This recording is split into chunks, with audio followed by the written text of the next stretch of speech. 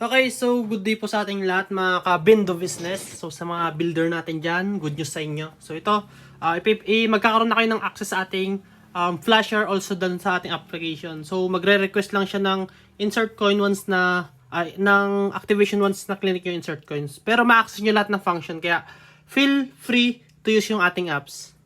So first step na gagawin nyo guys, is kailangan yung i-reset yung mismong gagamitin nyo. So ito, meron akong tatlong tablet dito. Ito is Xiaomi Pad 2. Ito siya kalaki guys, ang laki.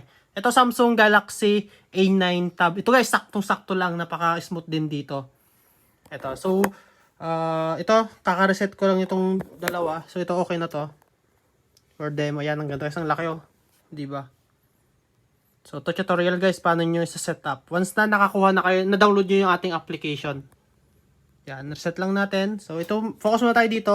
So first step, reset yung device. Make sure na walang nakalagin na kahit anong Gmail account or anong account dyan. Basta i-reset nyo fresh from the start. So may password yung ating file. So make sure na panoorin nyo yung video kung saang part ko ipapakita yung password para mabuksan nyo. No? So yan. So extract muna natin yung file na download nyo. So extract. So password, lagay ko lang. Ayan, so somewhere dito sa video ilalagay ko yung password dito. Kaya make sure na panoorin mo guys, no? Then extract natin. So once na na-extract, ito yung pinaka-folder. So una yung gagawin guys is mag-install kayo ng Python sa inyong computer. So make sure na ang gagamitin nyo yung computer is personal, no? Kasi doon kayo mag-activate at saka deactivate ng device owner soon.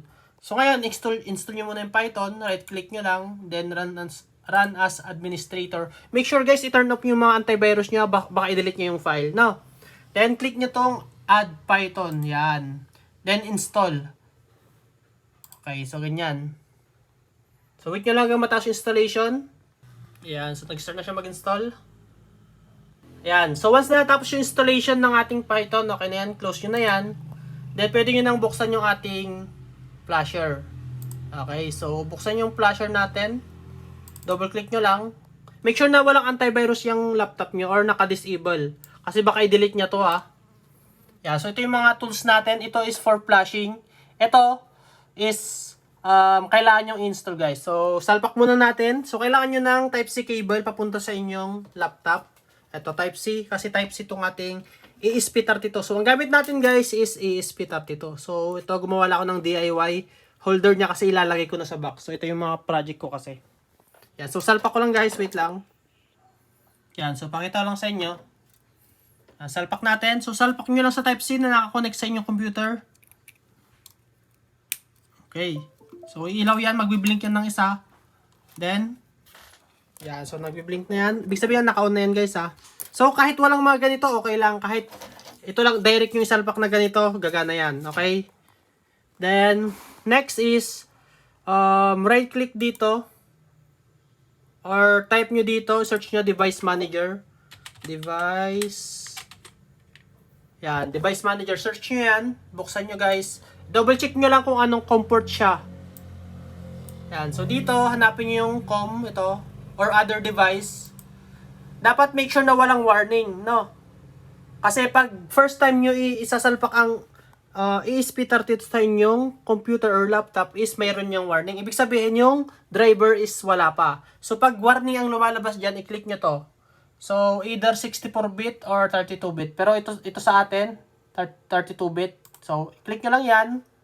Then, lalabas ito. Ayan. Then, next nyo lang. Next and finish. Hanggang matapos yung installation. Next na gagawin nyo, i-click nyo tong install libtools. No? Pero ito guys, isang beses nyo lang to gagawin. Once na na-install na yan, lahat ng to, itong drivers at saka lib, okay na yun guys. Huwag nyo nang ulitin. No? Flashing na lang kayo. So, install muna natin yung lib. So, dito. Yan, installing. Tayo nyo lang matapos. Make sure na walang error. Yan, nagda-download lang siya. Yan, wait nyo lang matapos. Ayan. Make sure na install nyo to guys ha, para wala kayong error. Ayan. So, pag okay na. Okay. So, successful lahat, walang error. So, next is, pwede na tayo mag-flash. So, take note to, 23 ang nakasulat. So, COM23. So, dito, wala pang lumalabas. So, i-click nyo itong search. Ayan. So, lalabas na yung COM niya. Pag wala hindi lumabas, tignan nyo kung madaming COM. Basta, kung madaming nakalist dyan na COM, hanapin nyo kung anong COM dito. Yan, COM 23, dapat COM 23 din yung nakaselect. Okay? Then, click natin itong ESP32 flash. Then, mag-start na yun sa flashing. Ayan o. Then, dito makikita nyo naman yung lag niya. Yan, dapat walang error na lalabas. Make sure na okay lahat. So, wait lang natin matapos. Okay, so once na ganito ng lobas, success at walang error, so okay na yan. Na-flashan na itong ating ESP32. So, pwede nyo na yung tanggalin. So, tanggalin ko na guys. Yan. Ito, ready na itong isalpak dun sa inyong build. Pwede nyo nang buuin yung mga wire, yung mga sa tutorial ko paano siya buuin. Pwede nyo nang gawin. No? So, set aside muna natin to dito sa gilid. Ngayon, pwede na tayo mag-focus dito sa ating tablet. So, ito yung mga project ko. I-install lang ko na siya. Yan. For example, meron kayong mga tatlong project na madami. So, mamaya papalitan nyo yung pangalan ng ESP32 para kung saan, alam nung tablet kung saan siya magkoconnect. Siyempre nga, madami kayong ESP. So, dapat nakabind yan. Kung anong pangalan yung sinet mo dito, dapat ganun yung pangalan ng ESP32. So, ngayon, salpak ko muna. Salpak ko lang dito. Yan. So, make sure na na-enable nyo yung USB debugging, guys, no? So, dito sa Xiaomi, punta lang kayo sa settings. Iba-iba kasi ang pwesto nito, kaya hindi natin ma-predict kung saan nyo hanapin. Pero commonly, nasa about yan. About. Hanapin nyo dito yung OS version. Sa mga Samsung naman or ibang device, mga China phone is build number. So, yan lang ang dalawang hanapin nyo. Or i-search nyo, pwede nyo namang i-search na lang dito. Build number or OS version. So, ito, itap nyo yan ng 5 times. 1, 2, 3, 4, 5. Yan. Basta napalabas nyo yung you are now developer, goods to go na yan. So, saan natin yan hanapin? Yung Samsung, dito lang lumalabas. Pero yung iba, nasa additional, yan, additional settings. Dito, ayan o, developer option. Hanapin nyo yan, buksan nyo. Then dito, i-open nyo yung USB debugging. Yan, on nyo yan. So, merong warning na ganyan sa Xiaomi Pad. So, okay lang yan. Hintayin nyo lang na matapos yung countdown. Sa ibang device, hindi na nagre-request ng ganyan. Yan, so okay. Click lang natin yung aware. Then okay. Yan. Okay. Okay.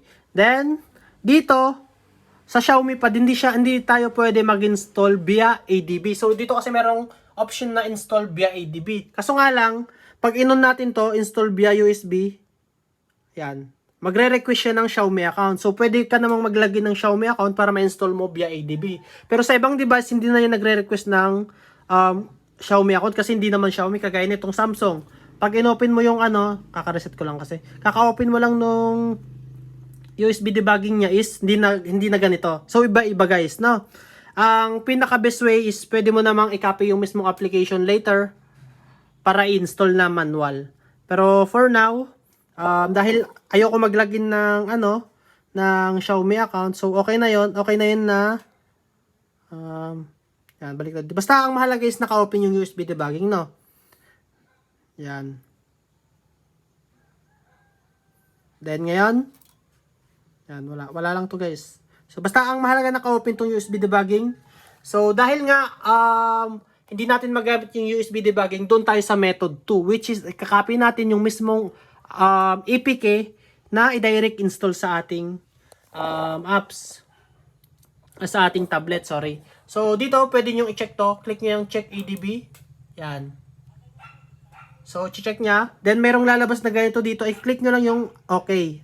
Yan. Kasi, first check is unauthorized. Ibig sabihin yan, hindi pa naa-allow yung tablet na magpasok ka ng kung ano sa computer. So, check natin ulit. Check ADB.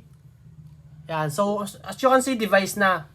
Pero try natin mag-install. Pero, i-decline niya to eh. Click nyo lang yung install APK. Then, allow nyo lang guys kung anong lumabas dyan. Yan. So, installation. As you can see, failed. Diba? Kasi nga hindi niya ina-allow. So, dahil ayaw, gamit ang ADB, magmamanual tayo. So, method 2 tayo. Paano mag-install? So, dito, meron kasamang APK yan. Ito yung latest version. Version 4 to guys yung inaano natin. So, copy lang natin yan. Then, this PC. So, as you can see, wala yung storage. So, ang gawin nyo, slide down nyo. Yung isa, slide down. Dito, palitan nyo yan ng file transfer or MTP kung ano man. Basta, mahalaga is matransfer nyo. Bahala na kayo kung paano nyo gagawin. May transfer yung application na yun papunta sa device. No? So, dito, dahil accessible na, pasukin ko lang yan. Internal storage, download. Kahit saan nyo ilagay yan, okay lang. Paste natin. Ayan, so, nandito na. Ngayon, dahil nakopy na natin sa ating mismong tab, pwede natin yung buksan. So, File Manager. Then, agree lang kayo dyan kung anong lalabas. Allow lang ng allow. Ayan, ngayon, punta tayo sa Internal, Download. So, ito yung ating application. So, manual yung gagawin natin. So, click nyo lang yan. Then, Security, Settings. Then, allow from this source.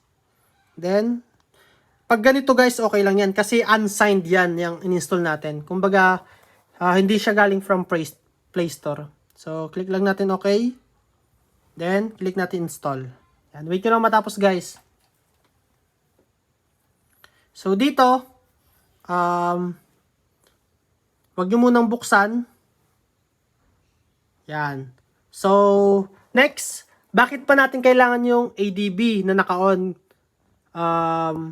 Pwede naman natin i-copy via at install. So, kailangan natin yung kasi mag-set pa tayo ng device owner. Guys, take note lang guys pag inactivate nyo na yun as a device owner, di nyo na ito ma-install. Kaya, okay lang kahit hindi nyo gawin to. For testing lang muna, no? Pero, skip muna natin to.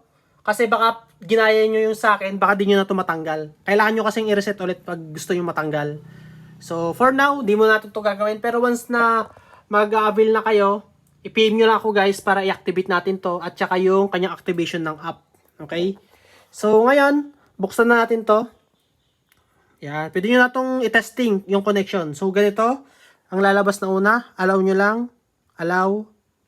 Yan. So, as you can see ngayon, hindi pa siya connected. Gawa ng, ito yung flash natin kanina, hindi pa siya naka-on. So, tanggalin muna natin. Ito, lipat natin dito. Para ma-power on lang. Yan. So, power on natin to. Gamit. So, salpakan nyo lang ng 5 volt or pwede namang charger para ma-power on nyo lang at matesting yung connection. Kung magko-connect nga ba. Yan, sorry guys. Okay. Yan, so, ayan lang muna natin. Wait lang natin siyang mag-totally boot. So, ito automatic naman to magko-connect guys. Medyo sometimes delay. Make sure na naka-open yung location guys Nakalaw ba yung location?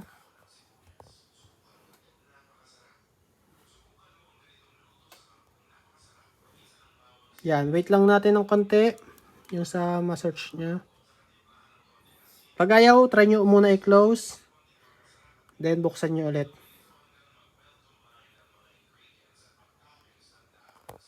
Dapat ma-initialize itong ating ESP32. Pero once na nag-connect yan guys, okay na yan. Kasi magbabind sila gamit yung MAC address Medyo matagal-tagal lang siya mag-connect ngayon.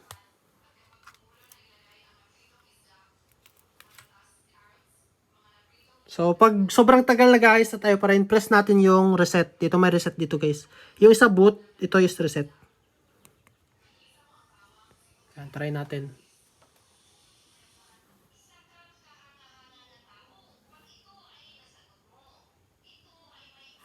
Okay, check natin guys, troubleshoot natin. Medyo matagal-tagal siya mag-connect Ito ba yung Plinash Core? Ito. Dalawa kasi yung hawak ko kaya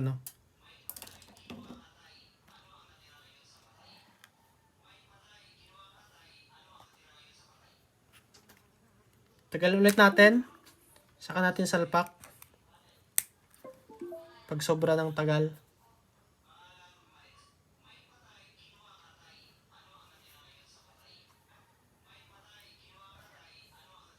Yan, waiting pa rin. Still, wala pa.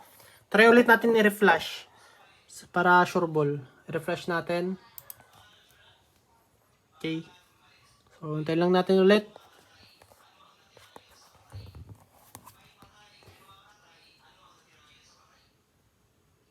Tingnan natin yung location. Kasi yung location guys dapat naka-on Yan, so flashing pa lang, tayo lang natin matapos habang titignan natin yung location.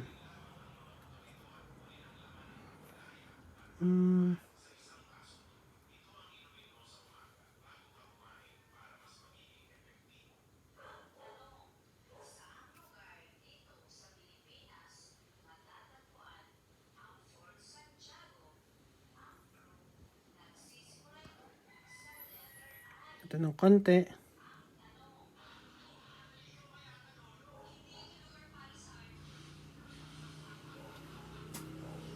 Alam ko na bakit din nag-connect. Ito. Huwag nyo kakalimutan i-on to guys ha. Kapatay pala. Ayan, on lang natin yan. Nakalimutan natin i-on yung Bluetooth. Yun yung naging problem. Bakit di tayo nakakonect. Ngayon, hintay lang natin matapos mag-flash. Yan yung problem lang. Ayun o, nag-connect na siya agad. Yun yung problem. Hindi ko napansin. Yan, sorry. So ito pwede nyo nang gamitin. So ito guys, pag click nyo insert coin, magre-request yung activation. Huwag nyo i-spam na i-activate baka mablock kayo. Mablock yung device nyo guys. So ngayon, back muna natin. Yan. So ngayon, dahil ito, pag connected na, ibig sabihin, okay na yan guys. Pwede na kayo mag-wiring, sundan nyo na lang yung diagram. Ngayon, demo ko muna dito. So ito, ano yung mga bago sa ating version 4? Mas stable na siya sa connection between ESP32 tsaka tablet. So di na kagaya dati na pa DC-DC. Also yung charging natin, yung pinaka-features. So ito, meron tayong admin panel. Buksan nyo lang to 5 times. 1, 2, 3, 4, 5. Then click nyo yung password.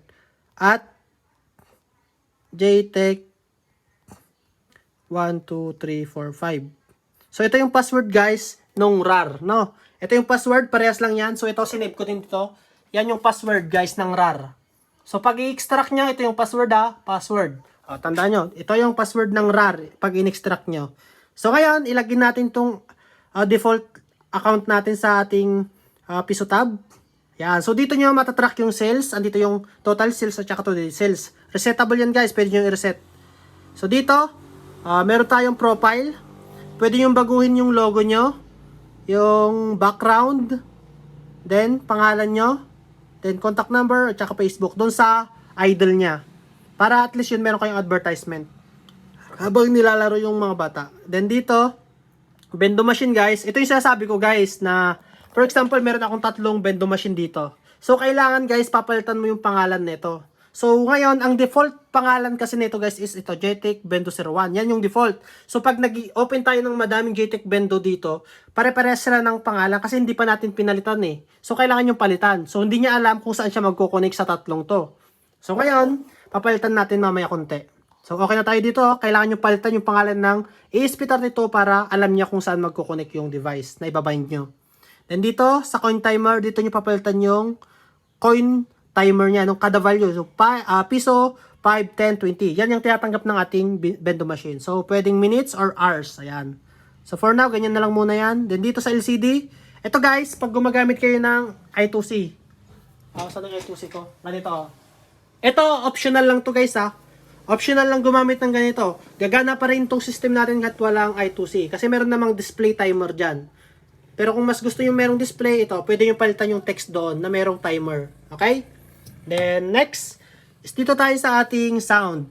Itong sound, pwede nyo palitan yung connected, disconnect. Or, kung meron naman kayong buzzer via hardware, kung naglagay kayo ng buzzer, kagaya doon sa ating diagram, so, pwede nyo i-turn off ito or pwede nyo pagsabayin. Kung wala naman kayong buzzer na nilagay, built-in buzzer naman ang gagamitin niya. Kumbaga dito na, systematic na. Okay? So, ito, demo lang tayo. Pwede nyo palitan yung mga voice. Ito may, may nakalimutan na akong i-import. So, ito i-update ko na lang sa latest, guys. So, hindi nyo na-add yung mga files. Pero ito, madali lang yan ayusin. So, dito tayo sa ating charging profile. Ito yung pinaka-highlight na isa. Ayan. Ito, always charge. So, kailangan nyo guys ng ganito Paano mo makikita? Ito. So, ito yung setup ko dito ngayon. ESP32. Yung charging na saksakan. So, magagamit mo yung original charger. SSR. Ito guys, merong nadagdag kailangan nyo bumili ng 3 volt charging relay. So, ilalagay ko na lang din yung link nun. So, kailangan din yon. Kasi hindi siya na fully cut off yung relay. Merong tumitrigger. Merong trigger na nagpapadaloy pa rin ng kuryente. Kaya merong fake charging. Okay, so yan lang naman yung setup. Okay na tayo dyan. So ito, charging always on. So ibig sabihin nito guys, always mag-charge yung inyong tablet. Then, ano pa ba? Sa, ito guys, insert coin. So, pag ito yung inopen nyo, pag nag-insert kayo ng coin, doon lang siya mag-start yung charging. So, pag natapos naman yung timer ng bata, doon mag-stop charging yung tablet. So, ito yung pinakamaganda guys, yung battery percentage. Ito yung hina-highlight natin. So, pwede mo siyang iset ito 40%, yung pinaka-maximum niya to trigger. Yan. Yan. Pag sinet mo yun sa 40%, then ito, pinaka-maximum niya is 90%. So, kunyari, battery percentage mo is 1%. So, matitrigger agad yon. So, dahil mas mababa siya sa 40%, mag-i-start na yung charging niya. Then, pag na-reach niya yung 90% na battery level, mag-i-stop yung charging para hindi ma-overcharge yung ating tablet. So, for safety to guys ha, napakaganda. Kahit di nyo nabantayan yung tablet, safe na safe yan kasi nga, meron ganitong logic. Okay? So, dito, tayo sa Bendo config. So, dito tayo magpapalit ng Bluetooth. So, palitan natin yung pangalan nito para hindi malito yung tablet natin kung saan siya magko-connect. So, Bendo 1. So, Bendo 1 na lang ilagay ko. Save nyo lang yan. Yan. Wait nyo for a while. Magko-connect na agad yan. So, ang pangalan na ito is Bendo 1. So, ito, default. So, ang hanapin niyang device para mag-connect is dito. Ayan. So, gets. Okay, balik ulit tayo sa ating admin panel. Yung pinakalas yung settings. JTIC 1, 2, 3, 4, 5. Ito palitan nyo na lang yung password guys. So, dito tayo sa settings, pinakahuli. So, dito kayo magpapalit ng password. So, update nyo na lang. Then dito guys, ito, once na merong time si client, pwede nyong buksan yung admin para i-reset kung gusto nyong i-reset yung time niya. So, maglalak agad yon para di nyo na hintayin matapos yung oras para bumalik sa lock niya. So, ito yung chaos mode. So, ito guys, pwede nyo lang itong i-on once na nag-device owner activation kayo. Huwag nyo i-on to kasi magka-crash yung system. Now, so pag nag-decide na kayong i-activate as device owner, pwede nyo nang i-on to. Pero, hindi nyo na ma-uninstall tong apps, okay? So, default launcher, i-on nyo din to once na in-on nyo yung chaos. So, ito, navigation. Ito guys, huwag nyo gagamitin tong swipe gesture huwag ganito. So, kailangan nyong palitan. Ayan. Palitan nyo sa settings. So, hindi siya dumidiretso. Punta na lang kayo sa settings. Ito ang pinaka-importante guys. Huwag nyo gamitin to. So, palitan nyo ng yung may button. Navigation. Yan. System navigation. Yan ang puntahan nyo. Or, basta kung ano man. Hanapin nyo to. So, ang gamitin nyo is yung mayroong buttons. Yan. Buttons. Yan. Then, okay na yan. Pag itong lobas, okay na. So, ito yung pinaka-requirements na importante to. Kasi baka ma-bypass nila yan. Ito yung sinet kong program kasi. Ayan. Kasi nga, hindi rin alam ng ibang bata na may pindutan na ganon, yung swipe. Pero ito mas safe. Yan. So, pag napalitan nyo na yung navigation, okay na yon. Then, login ulit tayo. Okay. So, dito sa settings. So, ano pa bang nandito? So, dito, pwede kayong mag-set lang ng running background, guys. So, ito, hindi ko lang sure kung totally na kikil niya yung apps na madami. Kasi nga, kailangan kasi ito ng i-unlock ang bootloader. Mas sure ako dun magagamit to. Pero, mag-set na lang kayo for limit ng running background para hindi basta-basta mag-lag yung device nyo. Ito yung alarm, guys. So, i-on nyo lang to. Once na naka-on yung chaos mode, matitrigger ito. So, itong alarm, once na disconnect yung Bluetooth, mag-alarm yun na mag-alarm. So, malalaman nyo kung tinatakbo na yung device. Okay? Itong charger disconnect naman, guys, ito may nakasalpak dito na charger. Then, pag tinanggal nila yun, mag-alarm. So, yun yung trigger naman. Then, pag mag-add kayo ng apps, ito, add whitelist. Saka nyo i-select na yung mismong apps nyo yan. So, dito ma-add na yung apps. Ibig sabihin yan, guys, kung ano lang yung inalaw yung apps dito, yun lang yung pwede nilang ma-access. So, for more information, guys, i-PM nyo na lang ako sa aking Facebook account. So, mahaba na kasi itong video natin, no? So, sana nagustuhan nyo itong ating simple piso tab. Ayan. So, thank you for watching, guys. Goodbye!